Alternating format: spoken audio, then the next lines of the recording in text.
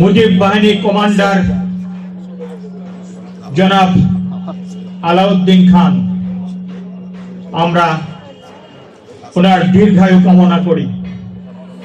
এখানে উপস্থিত আছেন বীর মুক্তিযোদ্ধা আমজাদ আলী, সাবেক উপজেলা চেয়ারম্যান। উপস্থিত আছেন বীর মুক্তিযোদ্ধা রশিদ রেজা বাজু। 4 ডিসেম্বর, 16 ডিসেম্বর স্বাধীনতা দিবস, 26 মার্চ অনুষ্ঠান হয়, সেখানে অনেকে উপস্থিত হন, কেউ হন না। ওনার দায়িত্ব আমি মনে করি, আমি ব্যক্তিগতভাবে মনে করি, ওনাকে আমি অনুরোধ করব এই কাজটা আপনিই করতে পারেন, যে আপনি সকল মুক্তিযোদ্ধাকে একত্রিত করবেন, কাউকে আপনি দূরে সরে রাখবেন না। কেউ না আসলে জানাবেন, আপনার লোকদের জানাবেন, আমাদেরকে বলবেন, আমরা তাদের কাছে যাব।